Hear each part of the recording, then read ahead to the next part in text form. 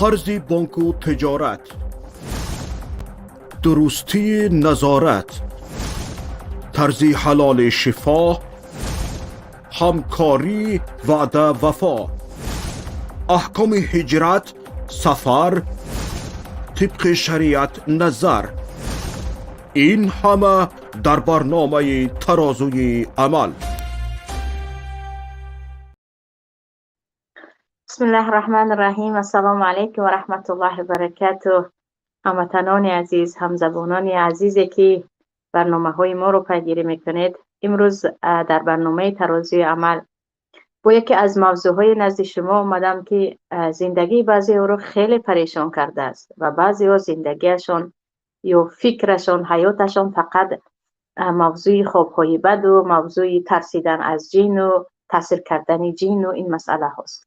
یعنی امروز میخواهم همراه شما درباره این دو موضوع، اگرچه در اونجا سحر و جادو هم هست، ولی میخوام امروز زیادتر درباره چرا اینقدر مردم از جن میترسن و چرا اینقدر در ما بیماری های جن زدگی زیاد است و این چنین عروسک ها رو میترسانند و زیاد عروسک ها خود از خود الکی و طور اتوماتیک و دستور شدن و من جن تاثیر کرد گویان شکایت میکنند و این چنین چرا اینقدر جن خون ها زیاد هست.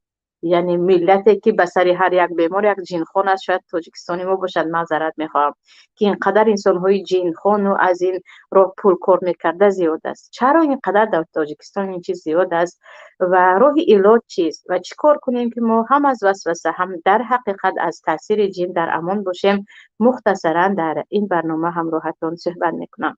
و پیش از داخل شدن به موضوع اصلی، طول 14 ساله که بنده در خارج از تاجیکستان هستم، هر وقتی که خواه از به سبب مهاجرت یا به سبب تدریس یا به سبب اینکه مثلا سفر کردن برای کار چیز دیگر، با ملت های گوناگون هم آشنایی هم خیلی دوستی نزدیک پیدا کردم. تقریبا نه در دوستان چچنستانی یا داغستانی یا حتی قزاقستان که نزدیک به تاجیکستان است و نه مصر، نه ترکیه، نه دیگر کشورها، اندونزیا، مثلا افریقا، مالزی، تایلند، تقریبا همون گونه که مردم ما زیاد درباره جن فکر میکنند و بیماری های خیلی به خیلی جن زدگی دارند، در این ملت ها شنیده نمی شود. یعنی خیلی کم شنیده می شود که چگونه که در ما همه به او جن تاثیر کرده است، در خانه است جن بوده است و از این چیزها میگویند، در اونها شنیده نمی شود. اوره در ما بیمار است، بیماری عصب است، در ما بیمار است، بیماری جسمانی دارد، از این گونه بیماری ها شنیده می شود.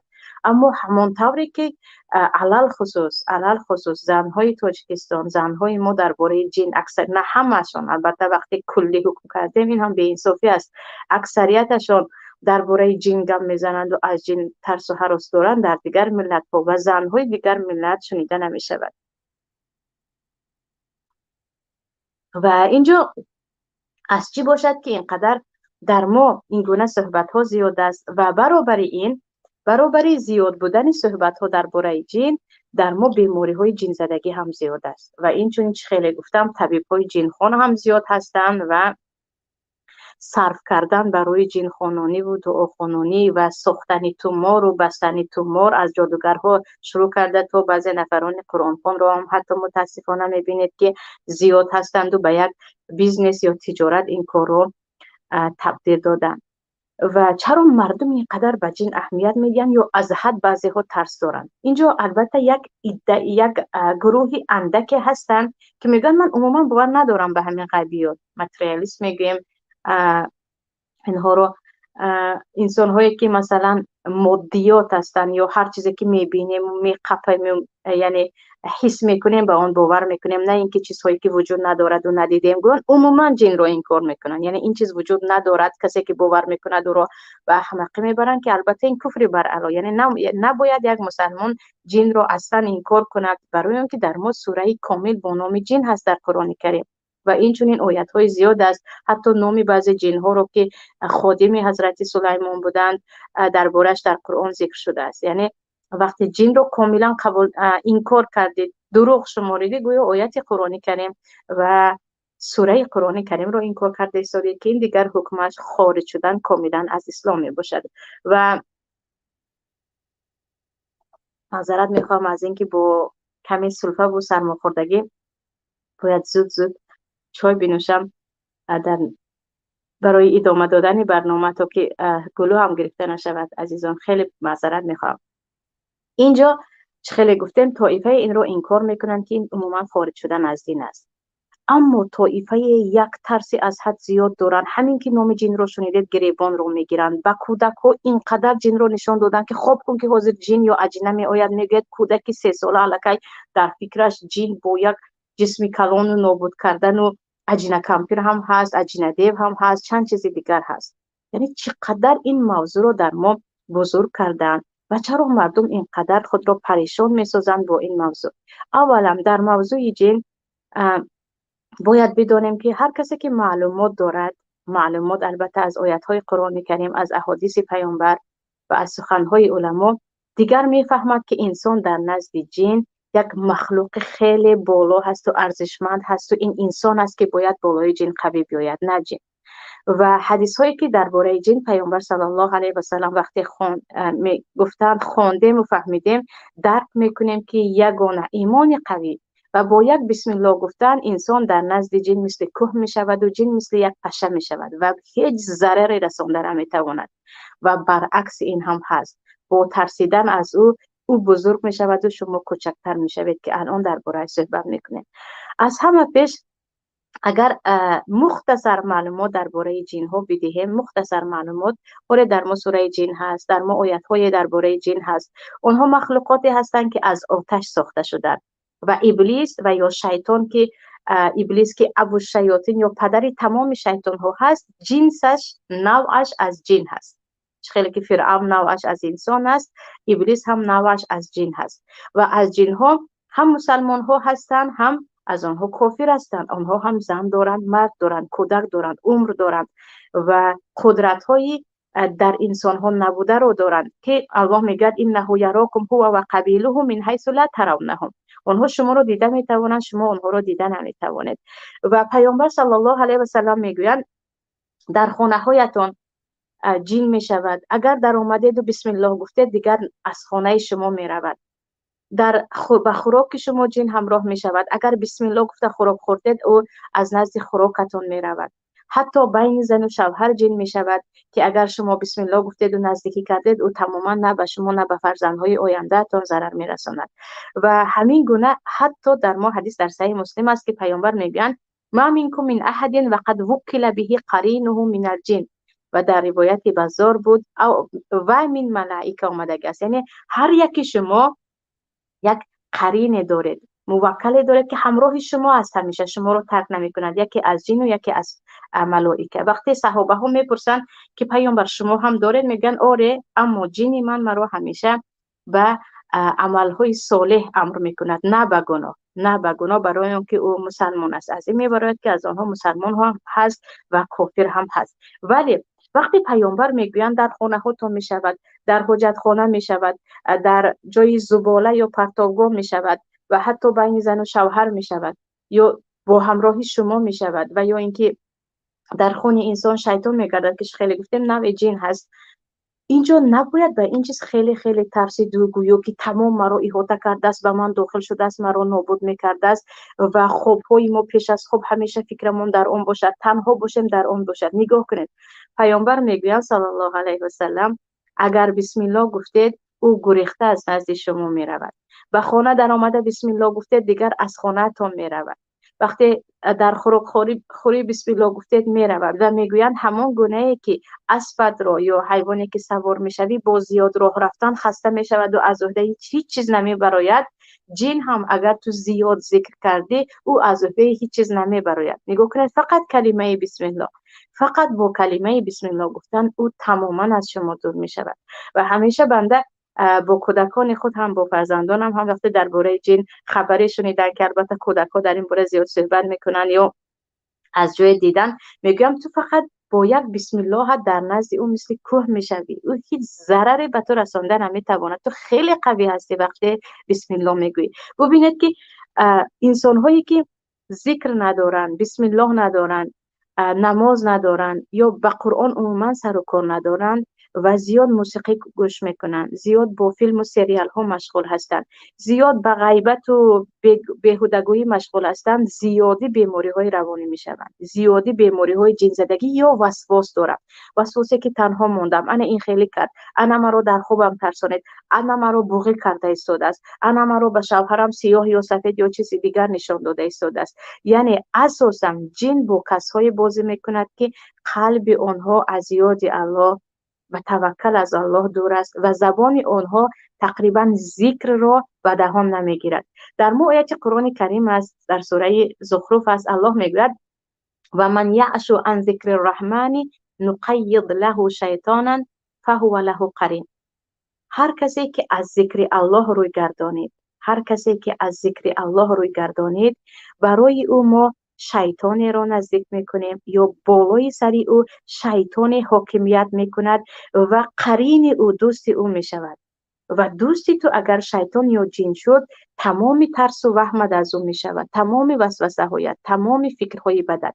با یک روی گردانیدن از پروردگار تو دیگر حاکمیتت را به دست یک شیطان میدهی و دستی جن میدی. جن و شیطان هر دو یک چیز است، فقط جن ها همشون شیطان نیستن اما تمام شیطان ها جن هستن. اینجا خاص عام است برای اینکه و ان من المسلمون و من دون ذلک، آیت قرآن کریم است که از آنها مسلمان ها هم هستن، از آنها غیر مسلمان ها هم هستن. ولی اینجا ببینید که الله میگوید و من یعش عن ذکر الرحمن نقید له شیطانا فهو له قرین. از ذکر الله روی گردانیدی، و دهانت بسم الله نمی آید، برای بسم الله گفتن تنبلی میکنی یا تکبر میکنی یا در قلب تو به جز یاد پول و مال و ثروت دنیا و تکبری و زندگی و حیات دیگر چیزی وجود ندارد، از یاد پروردگار و از یاد مرگ و از عمل صالح و از خیر کردن، دیگر طبیعی است که بالای تو خدای تو، اونی که تو را حاکمیت میکند و زیر دستش میگیرد یک جن باشد. انا از اینجا میبینید یعنی اکثریت نفرانی که خود با بنده هم در تماس میشوند با یک گریه وی که من چی کار کنم، حالم بد است، یعنی من صدا میشنوم تنها میمونم، من خودم رو در آینه شکل دیگر میبینم، من نصفه های شب بعضی چیزها میبینم. یعنی عموما از وسوسه یا در حقیقت از هجوم جن صحبت میکنن که در نزد جمهور علما جن میتواند به انسان هم هجوم کند هم داخل شود، یعنی جنی کند یک انسان رو، گفته دیوانه کند. وقتی میپرسی که نمازهای در وقتش هست، دیگر به دهانش چیزی نمی آید. نماز میخواندم اما کودک دار شدم نمیخوانم، یا من بیمار شدم و پرتافتم، آیا قرآن خوانده میتوانی؟ نه من ذهنم نمیگیرد. چند تا فیلم میبینی، شاید تمام فیلم های ترکی رو دیده باشد. چند تا سراینده رو گوش میکنید، شاید تمام سرودهای یک چند سراینده ها رو حفظ باشد، اما یک سوره رو او برای حفظ کردن ذهن ندارد. بعد از این میگه سزایت همین است، جزایت همین است که تو همیشه جن تو رو ترساند و بازیچه جن شوی. و چیز دیگر این است که در سوره جن اگر نگاه کنید خیلی عجیب است. الله میگه و انه کان رجال من الانس یعوذون برجال من الجن فزادوهم رهقا. انسان های بودن که میگوید الله خیلی از جن میترسیدن، حتی به جن پناه میبردن، یعنی مرا نترسانید، یعنی با جن صحبت کرده، با جن ارتجاع کرده، یعنی ترسی از حد شدید از جن داشتن. فزادوهم رهقا، و این ترسشون افزایش یافت. جن ها بالای آنها باز زیاد جنگی کردن و گفته خودمون، یعنی آنها رو زیادتر ترسانیدن. ببینید برای آیت رو مقصدش رو فهمیدن. اولا اگر در حیات، یعنی طبیعت بشریت همین گونه است، اگر از یک انسان ترسیدید و ترس شما رو او دید، وای دیگر بالای سرتون چی خواهد میکند و میگوید. اما اگر جسمی کوچک داشته باشید هم نترسیده، رو به رو به چشم صحبت کردید و یک بار شما رو ترساندنی می شود، زیر دست کردنی می شود، دوبار، بعد از این دیگر یک کم کم خود رو چید می کشد که دیگر این انسان رو من زیر دست خود کرده نمی توانم، این انسان رو من از آن خود گفته کرده نمی توانم، برای هم در آورده نمی توانم. برای همین حتی مردهایی هستن که میگن وای زنی من یک روز من از اودش نمیبرم، من خیلی که هست صبر میکنم. یا بعضی زنها هم میگویند که من دیگر با کلین خود دیگر تن دادم. یا بعضی عکس بعضی عروس ها میگن. یا با جوره ها هم میبینید، یا وقتی مثلا به خدمتی حرفی رفتن یا در یک جا دانشگاه یا حتی در درون خانه با کودکان نگرید، کدام کودکی که جسارتش زیادتر است، حتی پدر و مادر اینقدر جرئت نمیکنن بالای او کار فرمایند، برای اینکه بر علاوه به چشمتون نگاه کرده میگن نمیکنم، شما هم دیگر به این عادت میکنید. یعنی طبیعت انسان هم همین خیلی است، همین درک کردن که تو ترسان چک هستی، بالای تو همه چیز رو روا میبینن. البته انسان های به انصاف، انسان های ظالم، انسانی که از الله میترسد، اگر تو ترسو باشی هم بالای تو ظلم نمیکنن، اما اکثریت چنین هستن. عیناً درباره جن ها الله همین رو میگه، میگه اینقدر از جن ترسیدید که شما رو زیاد ترسانیدن گرفت. و انه کان رجال من الانس یعوذون پناه میطلبیدن به جن ها، مرو نترسانید، یعنی اینقدر ترسشون زیاد بود. فزادوهم رهقا، از حد زیاد باز ترسانیدن رو شروع کردن. یعنی ترسی شما از جن که او درک دارد، مشکلی در این است که جن از انسان درک دارد، ما از او اینقدر نه، اما بالای او این قدرت است که او زیادتر از ما درک دارد، حتی او میبیند و ما نمیبینیم، او وسوسه به ما میکند و ما وسوسه به او کرده نمیتوانیم. این هم یک امتحان است، یک امتحان پروردگار است. اما ببینید که الله میگوید وقتی تو الله را مانده از جن زیادتر ترسیدی، جن دیگر بالای تو ترسانیدن رو زیاد میکند. برای همین وقتی که زیاد انسان در قلبش هم توکل به الله کرد و گفت من الله دارم، من چه ترس از مخلوقات دارم، اصلا از جن من چرا ترسم، از جن چرا من ترسم، وقتی پروردگار بالای سرم هست، او هم مثل من مخلوق است، با یک بسم الله من او حتی در حدیث آمده است که باد براران گریخته می رود، مثل پشه می شود، چرا من از او ترسم؟ او الکی شما رو نمی ترساند و وسوسه هایش هم از شما دور می شود. و در این باره ما خیلی حکایه های زیاد از علما داریم که بعضی از علما وقتی یگان جن زده می بود فقط می گفتن با پای افضل من بزنید جنش می رود، یعنی اینقدر این چیز رو مسئله بزرگ نگیرید که من روم خونم، به خواندن من هم جن برآمده می رود، خانه من آمد حتی از ترس. و در ما آثار حضرت عمر است که حتی شیطان از حضرت عمر می ترسید، از کوچه که حضرت عمر می آمدن شیطان از دیگر کوچه می رفت. یعنی اینقدر باید انسان اعتمادش زیاد به الله باشد و این اعتماد رو شما نزد یک مولا رفته خواندن کتی به دست نمیگیرید، به یک کس پول داده چلیوسان کتی به دست نمیگیرید. این رو با ذکر زیاد سبحان الله، الحمدلله، استغفر الله، لا اله الا الله، توکلت علی الله، صلوات فرستادن، با ذکرها این اعتماد را شما به دست می آورید. الا بذکر الله تطمئن القلوب، دلهای شما آرام می شود، خوف می رود. و در آیت دیگر الله میگوید انه لیس له سلطان علی الذین آمنوا و علی ربهم یتوکلون. شیطان و جن کسایی که به الله ایمان دارند و به الله یتوکلون، توکل میکنند. به الله خودشان رو سپاریدن. توکل این است که به خدا می سپاری، به الله خودت رو می سپاری. در همین کار به الله توکل کردم، الله به دستت سپاریدم، من به راه برآمدم، همش در دست توست، دیگر وکیل من تویی. یا الله میگه که اونهایی که به الله توکل میکنن حیاتشان رو خودشان رو میگن پروردگار من خود رو به دست تو سپاریدم، قلب من در دست تو، جسم من در دست تو، یعنی منو به حالم نگذار. الله میگه لیس له سلطان، جینم شیطان هم هیچ کار کردن نمیتواند، و این گونه انسان ها هیچ کار کردن نمیتواند. و برعکس در دوامش میگه اما آنهایی که به گناه آلوده هستند از الله روی گردانیدن، انا با آنها هم شیطان و هم جن بالای سرشون هست. وقتی ما اینجا میگویم شما ذکر الله کردید، جن از شما دور میشود، نه از عائله شما دور میشود، از خانه‌تون دور میشود، از شما میترسد، آن چیز از شما میترسد. اینجا بعضی ها میگوین من به این چیز نیاز ندارم برای اینکه مرا هیچ جن نمیترساند. اما کار جن فقط ترساندن نیست، او شیطان است. یعنی اکثریتش در حق جن هم نباید به انصاف شد. ولا یجرمنکم شنآن قوم علی الا تعدلوا، یعنی یک کس بد دیده یا دشمنی کرده نباید به انصافی کرد. اینجا وسوسه می آید. بعضی انسان ها همیشه وسوسه دارن، یعنی 100 بار رفته دست میشویند، 100 بار به فکرشون گویا که همسرشون به یگان کاری بد مشغول است، 100 بار به فکرشون یگان خیلی فیلم ببینن، یگان خیلی نواری مثلا دور از اخلاق ببینن، یگان کاری بد بکنن. اینها همش وسوسه شیطان است، اینها همش هجوم دین است، ببخشید جن است، نعوذ بالله. و برای اینها از شما دور شدن. یک انسانی آرام شدنتون و انسان وقتی که از وسوسه دور است فکرهایش سالم می شود، فکرهایش رشد میکنن، عملهایش تغییر مییابد. عموما ظاهرش هم شکلش هم به یک انسانی مطمئن آرام تبدیل می شود، برعکس اونهایی که از جن همیشه ترس دارند و اطرافشان پر از شیطان است که چشمای بیجا دارند، سخنهای دهانشان رو دانسته نمیگویند، گپ‌هایشان گفتیم پدر هوا هست، حرکت‌هایشان بیجا هست، آرامش ندارند، قرار ندارند، یگان کار کردن نیستند.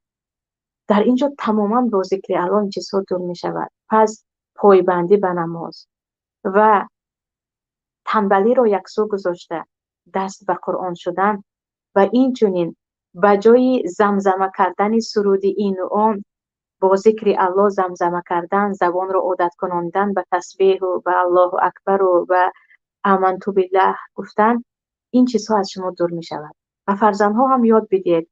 در ما حدیث در بخاری است آیت الکرسی را پیش از خواب خواندی یکی جن و شیطانی به تو تاثیر نمی کند. سوره بقره را خواندی، سوره آل عمران رو خواندی، یگان سحر و جادو هم به تو تاثیر نمی کند، هیچ جن هم به تو تاثیر نمی کند. انا این راه هست، خیلی آسان است و قلبتون و کار قیین یا کاری مشکلی نیست. اما عکس این مردمی ما چیکار میکنن؟ یک به خود سوال دهید. همین که یک عروسک گفت من ترسیدم یا صدای شنیدم، نکم از 10 نفر رو میآورن، میخوانونن، میبرن. این دخترک بجای در قلبش توکل به الله رو پیدا کردن، اعتمادش به یک ملا یا به یک نفر خواننده می شود که او دعاخوانی کند، پس این آرام می شود. انسان هایی هستند که 10 سال هستند خانه یک نفر می روند. انشالله در این باره که آیا همین گونه کسب در زمان پیامبر بود، کسب جنخوانی و پول گرفتن، و آیا مسلمان ها همین گونه، یعنی یک پایشان در خانه مولاها بود که مرا بخوانید یا برای من تومار کنید، یا از اینم بدتر کفر بر علای آشکار در نزد تمام مذاهب از مذهب امام ابو حنیفه رحمت الله علیه شروع کرده، پایشان در نزد یگان بخشی و فالبین بود. این در این باره هم یک موضوع کلان است که بعدا باید صحبت کنیم. اما خودی حاضر و خواناندن به نزد یک نفر زیاد رفتن، شما کاملا شاید یک مدت رقیه خوانی، پیامبر رقیه میخواندن صلی الله علیه و سلم، رقیه خوانی در شریعت هست، ولیکن حدیث است که انسان از 70,000 طایفه که بدون هیچ یک سوال و جواب داخل جنت میشوند، یک گروهشان نفرانی هستند که لا یسترقون، به کسی رفته به من دعا خوان نمیگویند، توکلشون به الله زیاد است، خودشون رو دعا میخوانند، خودشون ذکرشون زیاد است. اما رفتید و یک کس رو رقیه خواندید، پیامبر رقیه میخواندن همسران خود را، نبیره های خود را، مسئله دیگر است. یکی نگوید که این تماما رقیه خوانی را بدعت گفته ایستاده است یا اینکه جایز نیست. مقصد من به نزد یک نفر اینقدر زیاد رفته مرا بخوان و من دعا خوان، من ترسیدم، شب روز پول دادن و پایتون در خانه یک بودن است که ان شاء الله در این باره هم باید صحبت کنیم. این مسئله درباره جنخوانی بود که انشاءالله خیلی امید دارم که خودتان طبیب خودتان به یاری پروردگار میشوید و با ذکر زیاد، با پایبند بودن به عبادت‌های پروردگار، کوه میشوید در نزد جن و در نزد شیاطین که به شما یگان وسوسه هم کرده نمیتواند، اهل عایله شما رو ترسانیده هم نمیتواند. مسئله دیگر هست، مسئله خواب رو هم من در موضوع ذکر کردم. خواب‌های بد است خیلی زیادی ها هستند. اینها هم میگید خواب خود رو برای خود دیگر یک حاکم ساختند. من امشب خواب دیدم دندانم ریخته است، یک بلای بالای این خانه می آید. من خواب دیدم که کژدم به خانه من آمد، شاید همین عروس من کژدم باشد. من خواب دیدم که همسایه درخت ما رو میبرد، همین همسایه با ما دشمنی دارد. من خواب دیدم خونی بینی شدم. هزار و یک نمادی خواب و با همین خواب رو به این میگویند، به آن میگویند، یک چند نفر تعبیر میکند، بدگمان میشوند، دوست به خانه آمان می آید. اینقدر یعنی داده خواب میشوند که پریشان خوابند. همیشه یعنی فکرشان پریشان است درباره خواب. اما ببینید که این هم یک گفتیم یک مثل یک بیماری روانی می شود در بعضی ها. جن زدگی یا زیاد درباره جن فکر کردن که این مسئله 100% روانی هست. یعنی انسان روانی هست در حقیقت، با هجوم جن از اینکه تحت تاثیر و ترس وجود دارد این کارو میکند. اما اینقدر به خواب داده شدن چی؟ اولا در حقیقت شیطان یا خود جن به خواب انسان تاثیر میکند. او در خواب انسان رو میترساند. برای اینکه در ما حدیث در صحیح مسلم از پیامبر میگویند خواب سه نمود است.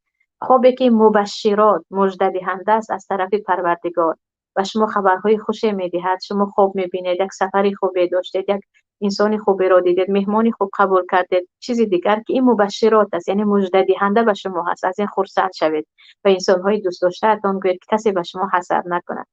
اما خوابی است از طرف شیطان که در خواب شما رو میترساند. چیزهای خواب میبینید. زنهای زیاد هستن میگن من خواب دیدم که شوهرم طلاق داده است، من خواب دیدم که شوهرم به زنا دست زده است، من خواب دیدم که فرزندم رو کشته است. چیزهای دیگری که مثلا این گونه خوابها رو پیامبر میگن از شیطان است. این گونه خوابها رو دیدید نترسید، از خواب خیزید، اعوذ بالله من الشیطان الرجیم گویید، به طرف چپتون 3 بار صرف کنید شیطان رود. و در صحیح مسلم هم هست، در صحیح بخاری هم هست، اما 2 رکعت در صحیح مسلم آمده است که 2 رکعت نماز خوانید. خواب را به کسی نگویید، قلبتون را آرام کنید که کاری که پیامبرم کن گفت من کردم، دیگر خواب را فکر هم نمی کنم. خواب به شما تاثیر نمی کند. بعد از این خواب به شما یگان خیلی تاثیر نمی کند. اما خواب را تعبیر کردید به تعبیری بعد، حدیث در ترمذی بود یا ابو داود که سندش در خاطرم نیست، پیامبر میگویند خواب را چگونه ای که تعبیر کردید همین گونه واقع می شود. و از این شیطان هم خرسند می شود وقتی تو در خواب ترسیده بود، تمام روز چند روز در هراس هستی که همین خیلی خواب دیده بودم، همین خیلی خواب دیدم. این یک بازیچه شیطان شدن است. یعنی با این نمود خواب شیطان میخواهد شما رو بترساند، شما رو مشغول خود کند. شما گفته پیامبر رو کنید، دیگر از خواب پروا نکنید. بگویید خواب دیدید ترسیده خستید، یعنی خوابی که تماما کابوس بود، خوابی که تماما مثلا گفته نمیشدگی. بگویید ها میخواد مرا بترساند، من جای ترسی از شیطان و جن ندارم. همون گونه که پیامبر گفتن و کسی نگوید، 2 رکعت نماز خوانید، پناه بطلبید به الله، با همین از بین میرود. اما باز خوابهایی هست که خوابهایی که حدیث و نفس میگویند انسان چیزی که زیاد فکر کرد یا تماشا کرد به خوابش هم میدرد. مثل اینکه انسان هایی که تمام روز در سیاحت بودن خوابش در خواب هم سیاحت میکنن. در خاطرم هست که بنده در وقتهای امتحان در میز تمام خوابم هم با کتابخانه میگذشت، برای اینکه فکر تمام روز به چیزی مشغول شده، شبش هم آن رو هم در خواب میبینید که مسئله تماما با جن و شیاطین رابطه ندارد. پس مسئله خواب رو هم نباید این گونه بزرگ کرد، این گونه بزرگ کرد، این گونه خود را پریشان کرد، این گونه برای تعبیرش را جستن اینجا و آنجا رفت. اما خوابهای خوب دیدید، به مادرتان، به همسرتان، به کسی که دوست می‌دارید، استادتان، دوستتان بگویید، از آن به پروردگار شکر کنید که خوب دیدید. اما عکس آن را چرا اینقدر خودم آن را به قهقرا میکشانیم، خود رو اینقدر اذیت میکنیم؟ نه، با این خواب دیدن چند روز دیگر و گفتی روزها نسترینیتون ویران، تبتون خیره. با یک خواب زندگی خوب دارید. یعنی زنهایی هستن که شوهرم دور از خواب دیدم مرا طلاق داده است، یک گپ شده است، زنگ زدم میگیرن. بیچاره مرد در اونجا در کار است، میگه با یک خواب نباید زندگی رو ویران کرد، با یک خواب نباید زندگی رو ویران کرد. اما خواب ها تعبیر دارن. موافق حدیث پیامبر خوابهای خوب رو باید تعبیر کرد، نه خوابهای بد رو. و همین گونه هم از وسوسه خوابهای بد، هم از وسوسه جن و شیاطین یا از اینکه به ما ضرر میرساند خلاص میشویم. علاجش هم یگانه ذکر الله، قلب را به الله سپاریدن و به جای مشغول شدن به بیهوده گپی و سریال و موسیقی و چیزهایی که عموما برای ما ضرر دارد، زیاد به ذکر کردن است، زیاد به بسم الله گفتن هست. به کودک ها یاد بدهید. کودکانی هستند که از کودکی خیلی گفتم دیگر هراس از جن دارم تا آخری عروسکای بیچاره به جای اینکه به اون نشسته در 7 روز اولت 40 روز اولت به تو جن هجوم میکند، این میشه و اون میشه گفتن، و او بگوید که زیاد ذکر کن، زیاد ذکر کن، زندگیت خوب میشود. یعنی چرا ما همیشه مردم رو به ترسانیدن و این چونین علکه تیار شدن که جن به نزدیکی به من هجوم میکند و به جنگ یا گفتیم به تسلیم شوی شروع کنم، به این چیز آماده میکنیم. اما اینقدر دینمون به آسانی به ما راه نشان داده است که با همین گونه عملها تو میتوانی از تمام این وسوسه و از تمام این بیماری ها، چی روانی چی بیماری های روانی باشد جسمی باشد، خلاص میشوی. به این دست میزنیم. این بود برنامه مختصری من همراه شما امروز عزیزان، با امید آن که ذکر پروردگار در دهان و در قلبتان باشد و به کسی تسلیم نشوید و هیچ یک شیطان جن نتواند شما را از زیر کنترل خود بگیرد و همیشه بگوید من با الله هم قوی هستم و من چیزی ضرر رسانیده نمیتواند. شما را به الله یگانه میسپارم. السلام علیکم و رحمت الله و برکاته.